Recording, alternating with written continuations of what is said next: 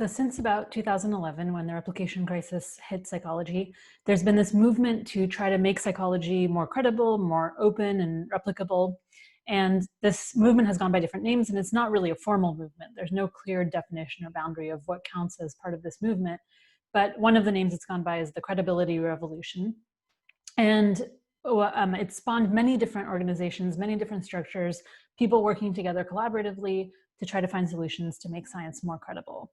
So some examples of these organizations that have been developed are, one is the Society for the Improvement of Psychological Science, which I co-founded together with Brian Nozick in 2016. Another is the Psychological Science Accelerator, which is a group we'll talk a little bit more about, of researchers across the world trying to design really rigorous studies and test them in many different locations, cultures, countries, etc. Another is the Reproducibility Journal Club, which is a group of early career researchers who started a podcast and a journal club, and they encouraged many researchers to recreate their own journal clubs at different universities. So you can find reproducibility chapters at many universities, including, I think, at the University of Melbourne. Another effort by early career researchers is a platform for young meta-scientists. So meta-science is another name for the group of researchers trying to work to study research itself, to study science itself. There's open science communities, especially in the Netherlands, that have popped up. It's groups of people trying to work together to do science in a more open way and help train each other and educate each other about open science. There's SciArchive, which is a website where people can upload preprints of their work so that anybody can read them. They're not behind a paywall at a subscription journal.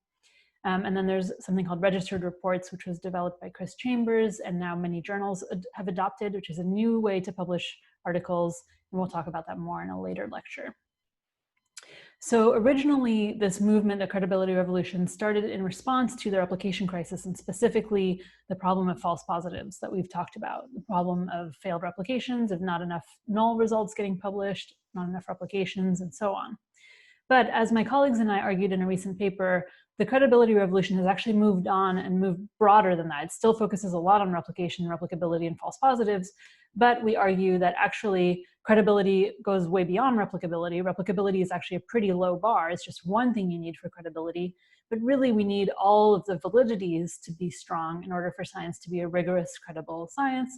And the credibility revolution has actually done a lot to address and bolster many of the other validities besides just this narrow issue of replicability, which is part of statistical conclusion validity. So in this paper that is up on the preprint server I just mentioned, you can read about some of the examples we picked out of some of the things that have been developed just in the last 10 years in psychology to try to address problems with different validities. So just as a reminder, the 4 validities in the framework we talked about before, the Shadish, Cook, and Campbell framework, are construct validity, which is, are you measuring what you say you're measuring, or are you manipulating what you say you're manipulating? Are you correct in the inferences you're making about the constructs you're studying? The second is internal validity. Are your causal claims valid? If you're claiming that X caused Y, is that claim valid? External validity. Are your claims about generalizability valid? So if you're saying that what you found in the lab would generalize to the real world, do you have good reason to say that? If you're saying that what you found in Australia would generalize to Japan, do you have good reason to say that, etc.?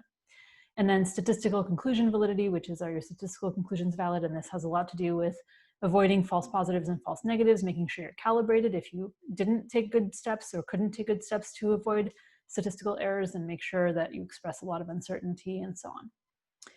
So the credibility revolution has tackled some of these problems in psychology, and I'm going to give just a few examples of some of the projects that have grown out of, I mean, it's hard to say for sure they've grown out of the credibility revolution, but that have been spearheaded in the last 10 years, many by early career researchers who belong to these groups that I mentioned before. So let's start with construct validity. Here's one of my favorite examples of someone kind of raising the alarm about problems with construct validity, and specifically in one field, which is social media research. So this person works in social media research, and they were concerned about the validity of measures, specifically measures of like social media addiction, Facebook addiction, things like that. And so to draw attention to this problem, they conducted research and wrote up a paper developing what they call an offline friend addiction questionnaire. And this is a satirical paper, but with real data.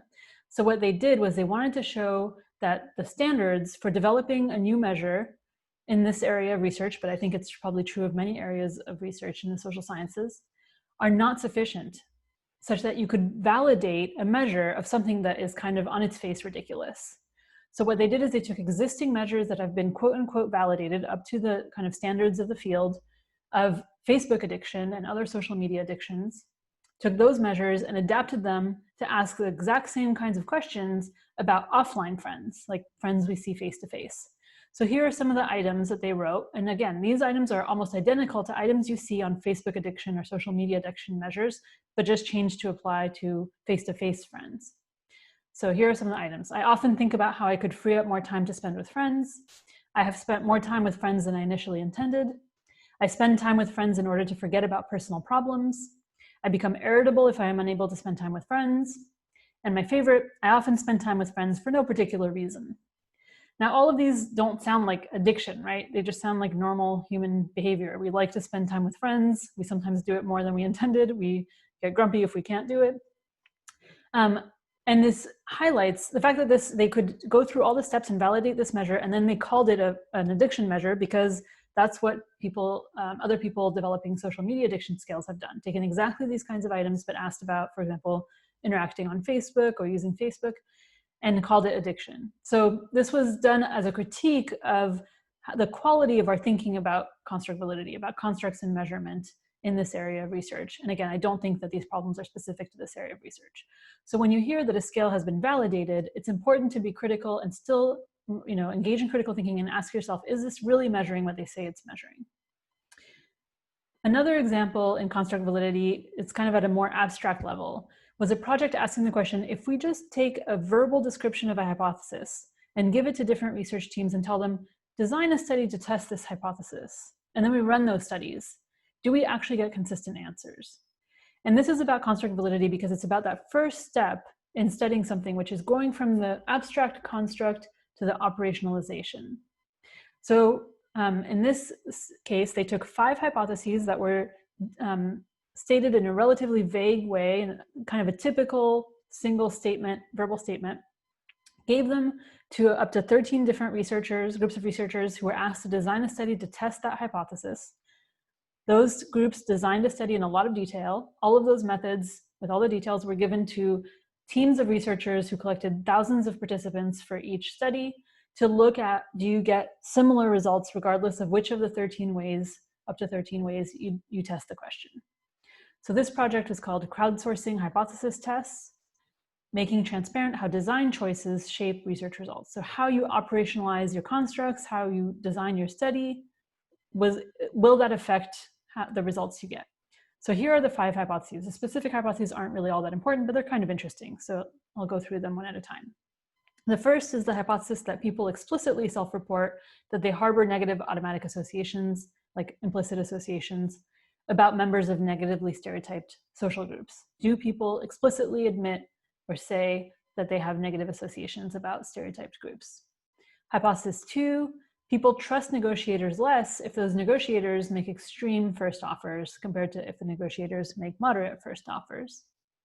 Hypothesis 3, people judge a person as more moral if that person continues to work despite having no need to work, financial or material need. Hypothesis 4, people are more upset about someone breaking a ban against performing-enhancing drugs if the ban is a rule in a sports league rather than if the ban is actually a law. And hypothesis 5, people who make moral judgments based on principles, a deontological moral judgment, are happier people than people who make moral judgments based on consequences, utilitarian moral judgment. So these 5 hypotheses, not exactly in this language, but close to this language, were given to the 13 teams who developed studies to test each one. And then those studies, the designs, were carried out by researchers with many participants. So real subjects were run across all the different up to 13 ways of testing each of these 5 questions. So I'm going to show you next is kind of a meta-analysis across the 13 tests for each question, so we can see how consistent are the results across the 13 different ways of testing the research question. So starting with this first one, people explicitly self-report that they harbor negative automatic associations about stereotyped groups. So you can see there were, I think, about 13 different ways. It's not always exactly 13, but roughly 13 different ways to test this. And each of these results So the x-axis is the effect size, 0 is the dotted line. At the top, you see the average effect size across all 13 studies. It's basically 0. And the individual studies actually have very, very narrow confidence intervals because each one had a large sample size. So each of the 13 ways, each of the 13 studies that was designed was tested on a large sample, so we get really precise effect size estimates for each of those different 13 studies. But what you can see here is that they're really different from each other. So depending on how you operationalize the test of this question, you get very different answers. Sometimes there's a very positive effect. Yes, people do explicitly self-report they harbor negative associations. So those are all the ones with positive effect sizes, but you get a few with strong negative effect sizes, and you get a few close to 0. So for this question, it really depends how you ask it and how you design the study. For hypothesis 2, on the other hand, do people trust negotiators less if the negotiators make extreme first offers? The answer was basically yes across almost all 13 studies. And you see that the average effect size at the top there, that black diamond, is definitely different from 0 and actually quite large. So people seem to indeed trust negotiators less if they make extreme first offers.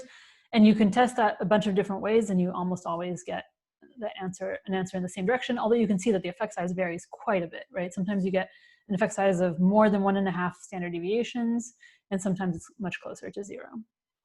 Okay, I'll go through the other 3 relatively quickly. The point is just that sometimes you get really different answers depending on how you test the hypothesis. So for the other 3, for the third one, do people judge a person as more moral if they continue to work even if they don't need to? Generally, yes. The meta-analysis shows clearly a positive effect, but not all studies showed it. What about, are people more upset about someone breaking a ban against performance-enhancing drugs if the ban is a rule rather than a law? No. Sometimes there's a few versions of the study where you get an effect, but overall pretty much 0, and sometimes it even goes in the opposite direction. And the last one, are people happier who make deontological moral judgments than people who make utilitarian moral judgments? Again, no. Overall, no. There's a few studies that did find an effect in the positive direction, but most found an effect very close to 0. If you're interested in learning more about this, you can read the actual paper. You can find it by Googling crowdsourcing hypothesis tests. And there's also this great article in the news media by Christia Schwanden about this project that you can read if you don't want to read the full research article.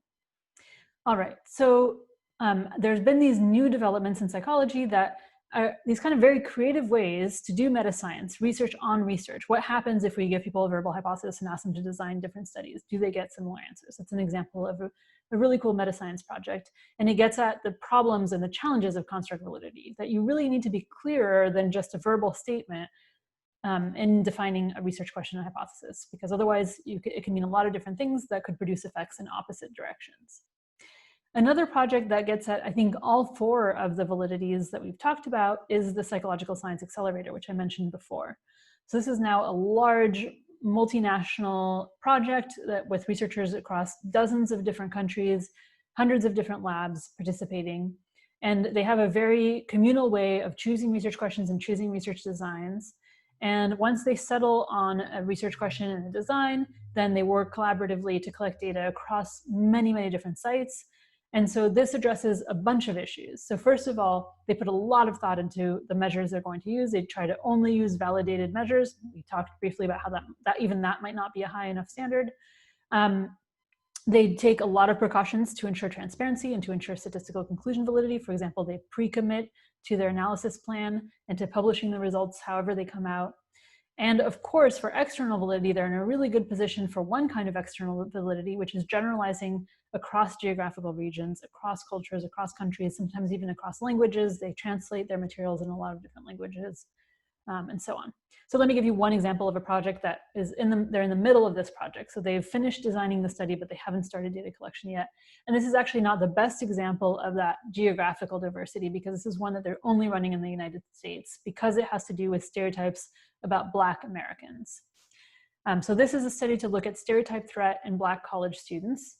And they wanted to look at a lot of different ways to operationalize stereotype threat.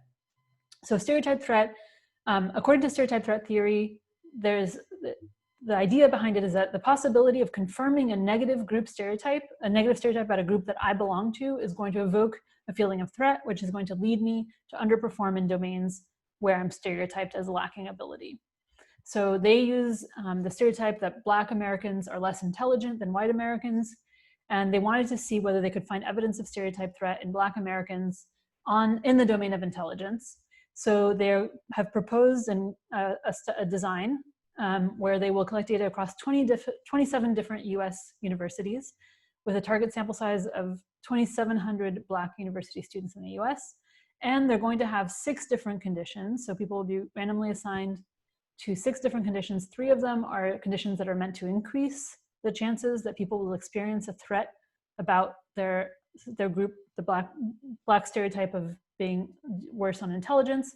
So those 3 conditions are, in one case, participants will read that the task they're about to take is highly diagnostic of intelligence. So that alone may be enough to produce stereotype threat. In another condition, participants are asked to indicate their race prior to taking the intelligence test. That alone might be enough to induce stereotype threat. In another condition, participants will read that white students outperform Black students on the test they're about to take. Maybe that's the most powerful of those 3, most likely to induce stereotype threat. And then they're going to contrast those with 3 conditions that are meant to decrease stereotype threat. So in one condition, participants will read that the test they're about to take is not diagnostic of intelligence. And then in the other 2 conditions, they'll read that white and Black students perform equally on the test. And in the third condition, a Black professor from a historically Black university will deliver this message that Black and white students perform equally on the test.